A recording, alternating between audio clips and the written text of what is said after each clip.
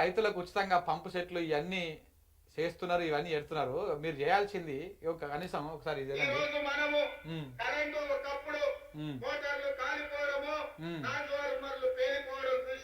అబ్బా, ఇది ఎప్పుడు చూసినాం సార్?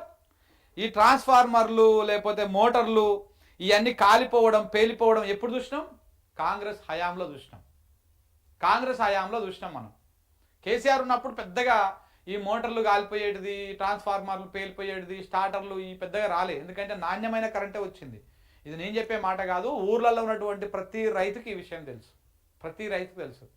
మీరు వచ్చిన కాడ నుంచే ట్రాన్స్ఫార్మర్లు కాలిపోతున్నాయి, మోటార్లు కాలిపోతున్నాయి, ఇవన్నీ జరుగుతూ ఉన్నాయి. ఒకసారి మీరు చెప్పిన ముచ్చట ఇదేనా? ఇగో ఈ పక్కన చూడండి. ఇది ఎప్పుడు? మీరు అధికారంలోకి వచ్చినాకనే. ఇగో ట్రాన్స్ఫార్మర్ కష్టాలు. భువనగిరి జిల్లా సంస్థ నారాయణపురం మండలం వావిళ్లపల్లిలో కరెంటు కోతల పైన రైతులు ఆందోళనకు సిద్ధిగారు. మండలంలో రోజుకు 8 గంటలు కరెంటు మాత్రమే ఇస్తున్నారని, అది కూడా ఉదయం 4 గంటల నుంచి 7 గంటల వరకు, అది తెల్లారుజాము 4 గంటల నుంచి 7 గంటల దాకా, మధ్యాహ్నం 12 గంటల నుంచి 2 గంటల దాకా, సాయంత్రం మరొక 3 గంటలు మాత్రమే కరెంటు ఇస్తున్నారని ఆవేదన వ్యక్తం చేశారు. కరెంటు కోతలతోటి 4 రోజుల్లో 4 సార్లు ట్రాన్స్ఫార్మర్ కాలిపోయిందని చెప్పేసి ఆ తీగలు పట్టుకొని ఇట్లా రైతులందరూ పోయి నిరసన వ్యక్తం చేశారు. ఈ పక్కన వీడియో కూడా ఉంది చూడండి.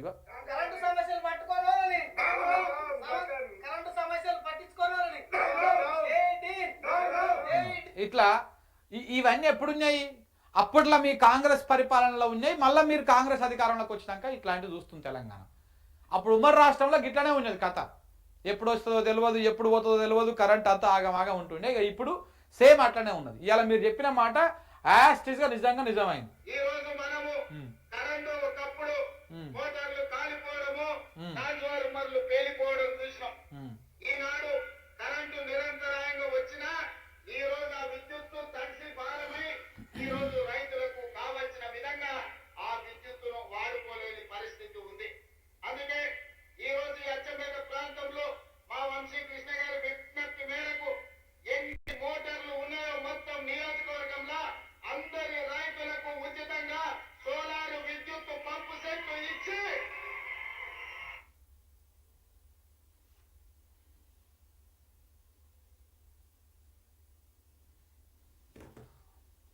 సో అది చెప్తా ఉన్నాడు. దాని తర్వాత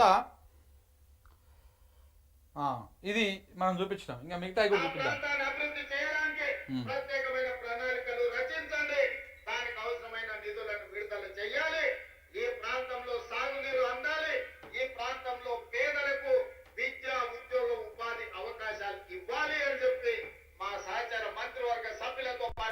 అధికారులకు సూచన చేయడం జరిగింది. ఆనాడు సన్నాలు పండించండి నేను అన్నప్పుడు కొంతమంది అవహేళన చేసి సన్నాలు పండించమంటుండు ఈ సన్నాస. ఆనాటి ప్రభుత్వంలో నోటిఫికేషన్ల కోసం చిక్కర్పల్లిలో కొంతమంది కుట్రలు చేయొచ్చు, కుతంత్రాలు చేయొచ్చు. వాళ్ళకున్న అక్రమ సంపాదనతో సోషల్ మీడియాలో మన మీద దుమ్మెత్తి పొయ్యొచ్చు. కానీ నిజం అనేది తెలుస్తుంది.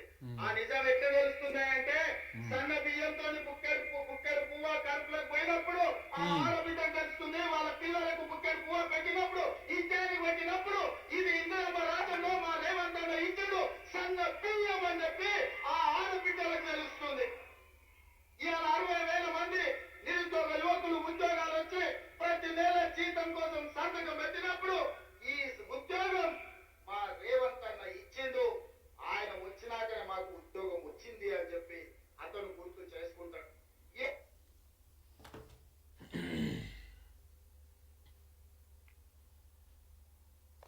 సో ఇట్లా సన్నాల గురించి మాట్లాడి మన ఇంతకుముందు సన్నాల గురించి కూడా చెప్పడం జరిగింది. సో నిన్న ఇక ఈ విషయాలన్నీ ఆయన మాట్లాడి అది చేసింది. ఇంకా దాంతోపాటు కొన్ని విషయాలు మాట్లాడండి. ఏమన్నాడు? రాష్ట్రాన్ని నెంబర్ 1 చేసిన, దేశానికి ఆదర్శంగా నిలిపిన, రైతులకు 60,000 కోట్లు ఖర్చు చేసిందంట. రైతుల కోసము 60,000 కోట్లు ఖర్చు చేసిందంట. ఎవరికి ఖర్చు చేసినావు? ఎవరింట్లోకి పోయినాయి అవన్నీ? ఇక ఇది సరిపోదు, ఇంకా ముందుకోవాలి. నా జిల్లాకు అధికంగా నిధులు కేటాయిస్తా. అమ్రాబాద్ పర్యటనలో సీఎం రేవంత్ రెడ్డి ఇందిరమ్మ సౌర గిరి జల వికాసం ప్రారంభించారు. నల్లమల్ల డిక్లరేషన్ ప్రకటించిన సీఎం రేవంత్ సొంతూరు కొండారెడ్డిపల్లిలోను పర్యటన.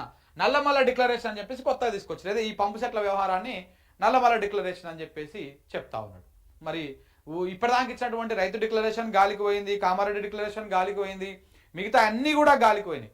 ఇప్పుడు నల్లమల్ల డిక్లరేషన్ కొత్తగా వచ్చింది. మరి ఇక ఈ నల్లమల డిక్లరేషన్ ఏ పార్టీ ముందుకు వస్తుందో. ఇంకొకటి ఇలా ఆయన మాట్లాడుతూ అన్నాడు, అచ్చంపేట నియోజకవర్గం మొత్తంలో ఈ క్యాస్ట్ ఆ క్యాస్ట్ ఇర్రెస్పెక్టివ్ ఆఫ్ క్యాస్ట్ ప్రతి రైతుకు సోలార్ పంప్ సెట్లు ఏర్పాటు చేయాలి అని అన్నాడు. సోలార్ పంప్ సెట్లు ఎప్పటి లోపల 100 రోజుల లోపల.